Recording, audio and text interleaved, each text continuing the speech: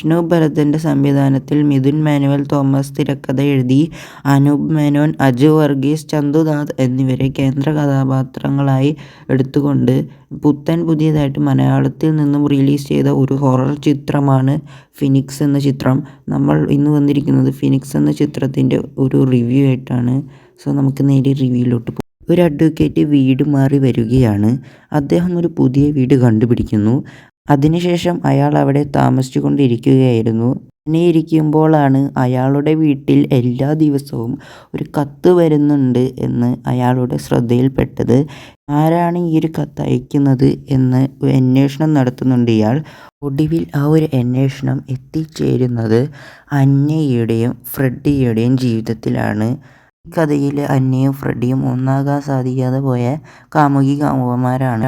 അത് നടക്കുന്നത് പണ്ടത്തെ കാലഘട്ടത്തിലാണ്. അവിടെ കൊളോറ എന്ന് പറയുന്ന ഒരു മാരകമായ അസുഖം പിടിപെടുകയും നാടാകെ ആ അസുഖം പടരുകയും ചെയ്തു. ഒടുവിൽ ഈ ഒരു അസുഖം നമ്മുടെ അന്നയ്ക്കും വരികയാണ്. മരിക്കാതെ തന്നെ കുറേ ആൾക്കാരെ കുഴിച്ചിട്ടിരിക്കുകയായിരുന്നു അവിടെ. അതിൽ അന്യയെയും മരിക്കാതെ തന്നെ കുഴിച്ചിട്ടു. ഇതിന് കൂട്ടു നിൽക്കുന്നത് നമ്മുടെ അനൂപ് മേനോൻ്റെ കഥാപാത്രമാണ്. അവസാനം കുറേ പേരെ കുഴിച്ചിട്ട സ്ഥലം ഒരു വലിയ സെമിത്തേരിയായി. കാലങ്ങൾക്ക് ശേഷം അവിടെ ഒരു വീട് വന്നു.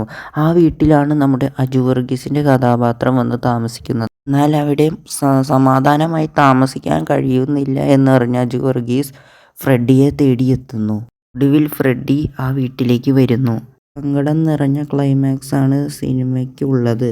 ഈ സിനിമയ്ക്ക് ഞാൻ 5/3 പേഴ്സണലായിട്ട് റേറ്റിംഗ് കൊടുക്കും. IMD റേറ്റിംഗ് ഈ ഒരു സിനിമയ്ക്ക് 10ൽ 6.4 മികച്ച ഹൊറർ സിനിമ കാണണമെങ്കിൽ ഇതൊരു ബെസ്റ്റ് ഓപ്ഷൻ തന്നെയായിരിക്കും. വേറൊരു നല്ല സിനിമയുടെ റിവ്യൂ ആയിട്ട് കാണുന്നത് വരേക്കും ബൈ.